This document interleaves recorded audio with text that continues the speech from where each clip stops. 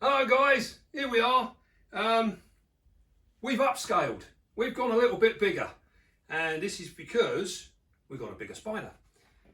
So today we're going to do a rehouse of a recently acquired Theraphosa stermi, which unfortunately was going to be in my breeding programs, and I was hoping for a female, and this one's turned out to be a male, and he's an absolute monster.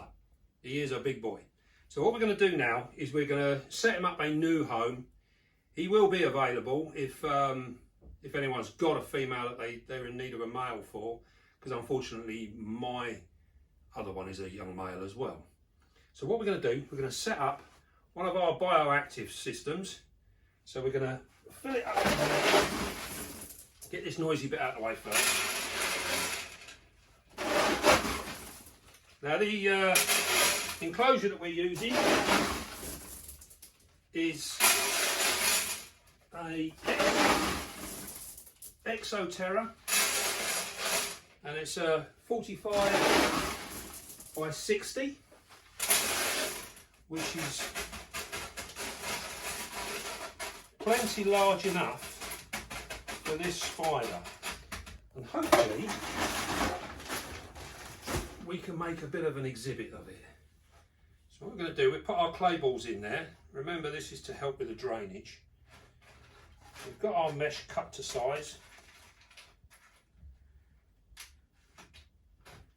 like so.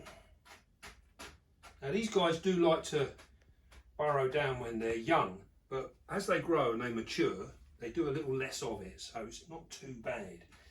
So what we're going to do now,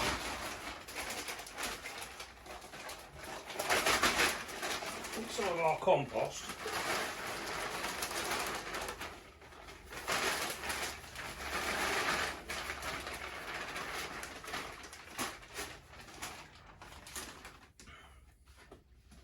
Now we've been getting asked a lot lately about the compost that we use, and I'll be totally honest with you, this is the cheapest stuff I can find, and I get this from In Excess, and we can it's just literally, it's like about £4 for a 70 odd litre bag, and I find that all the cheap stuff basically doesn't have all the additives and everything else that makes it expensive. So we just use the cheapest stuff we can find. Any stuff will do. Any general potting compost is perfectly fine. You will find that there is plant foods in it which will not affect your spiders. You know, I know there's a big thing at the moment going on that everyone's worried about their spiders getting this, that and the other within the soils and things that we use. Plant foods will not affect your spider. Yeah, it's common sense. It will not affect your spider. So we can use any of these cheap composts and they're absolutely fine. And I've been doing this for many years with this, and I've used it with amphibians as well, with no ill effects. And to be totally honest with you, if you can get away with it with amphibians, you definitely get away with it with spiders. So we've added our compost. We're now going to add some of our beastie mix, which is the stuff that we collect straight from the wild. This is not treated in any way. You can see I just keep a bucket of it. It's kept moist. It's full of isopods and bits and pieces. There's springtails in this. There's everything. And this is the whole reason why we don't try and sterilise it. We don't want it sterilised. We want it as wild as possible. And this all helps with our bioactive system. What we've done is now is we've gone around to the front there. We brought the back up a little bit because we want a bit of extra in the back. Now then, let's see if we can't landscape this. We've got our bits and pieces here. We've got some a bit of bark here. I want to try and achieve something that looks relatively natural but open at the same time. I don't want to clutter this up too much. So what we're going to do, we've got a piece of bark here.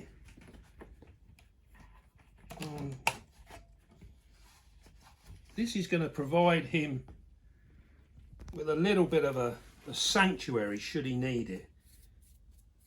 And we can also see him through the end, which will give us a little bit extra as well.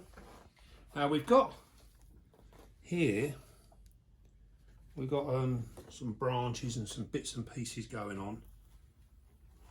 Now these branches, as you can see, are all damp and they are full of isopods, wood lice, little beetles, little bits and pieces,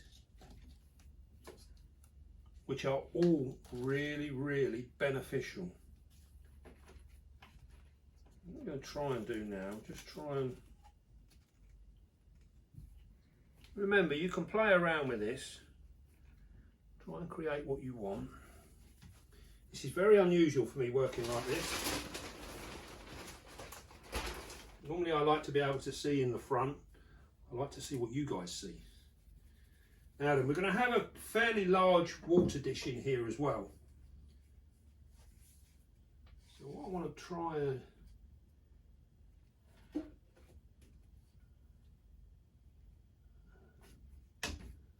let's put that there.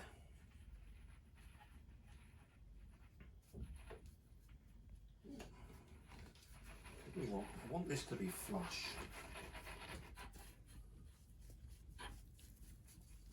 The less water bowl I see, the better. Put that in there like so. That's the sort of thing. Right. Now we've got a few more bits of timber here. I mean, this is the sort of stuff. This is so rotten. You can see this. It's really, really rotten. It just crumbles in your fingers. And underneath here, it's full of wood lice and bits and pieces. There's stuff everywhere. Very, very rotten. This is exactly the sort of thing we're looking for. So what I'm going to do now, I'm going to plop this bit in here like so. We can bring that up to there. That'll also close off the entrance to this burrow a little bit, which will make him feel a little bit more secure should he want to try and get and hide in there. That will do that. We've got a nasty bare corner over here. Another really rotted piece of wood. Really, really rotten. You can see all the wood lice inside this. There's all sorts in here. These are all good things. These are all nice things. Should we put that? You'll find these guys, they do tend to climb up in the corners a little bit. Now, being a heavy bodied spider, we don't want to give them too much height. So we're going to limit their height as much as we can. Put this in here. Again, this is all natural stuff that we've collected again, straight from the wild. Oh, this has been cleaned.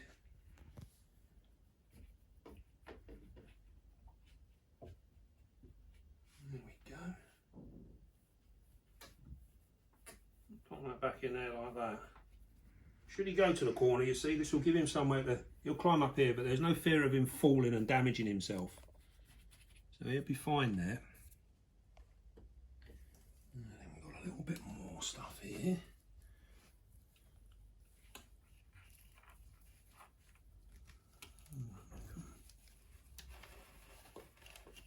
Put this in here. Remember, with the moss we can cut it to size. Do what we want with it. Really cool stuff. I think what we'll do is we'll cut a little piece in here.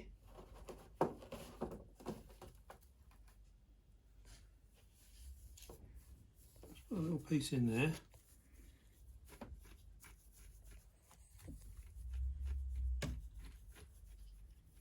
Again, remember the moss is going to aid in locking in the moisture. You can see here, look, little wood lice and things. These are all coming around. These are all live inside your moss, all creeping about in there.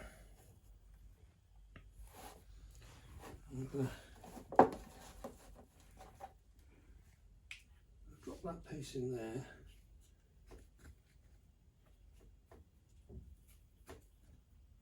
There we go. How's that looking?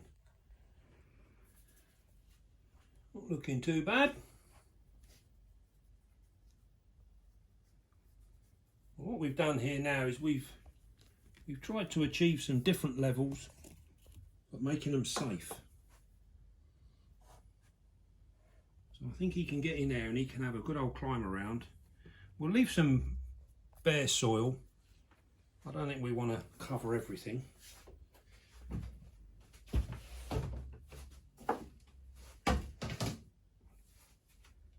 How does that look? Well, I'm quite pleased with that. Right then, now for our guest. Stay nice and calm. Now this is our stermi. Oh, steady on, fella.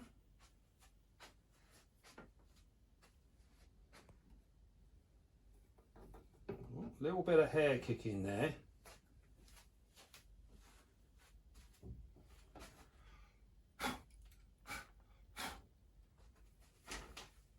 Better fill his water bowl up, haven't we?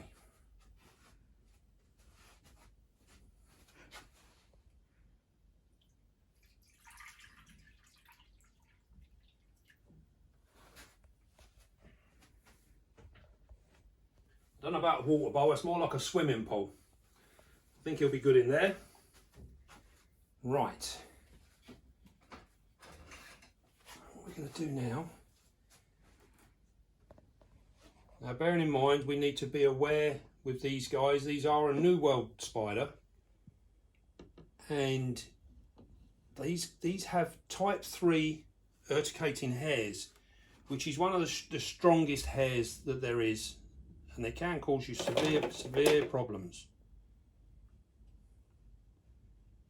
So as long as he's just jumping about, that's fine. We just don't want him kicking hairs. So we're going to take that off of there and come in and have a bit of a look at him. Now why we've got him actually sitting like this, one of the things that you can see now with the stermi compared to the blondie, the stermi often gets a little larger, and you'll see here on the femurs here and the patellas, these are actually void of hair. On a blondie, the knuckles and that would be hairy like the legs here. And you can see down on his pedipalps here, he's got, oh, there he goes. Sorry.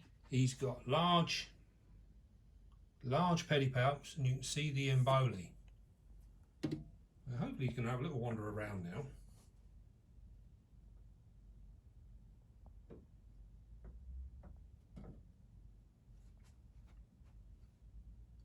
Now with this particular spiders, all of these large Goliath spiders, and you can see where they get their name, the Goliath spider, what a huge beast he really is.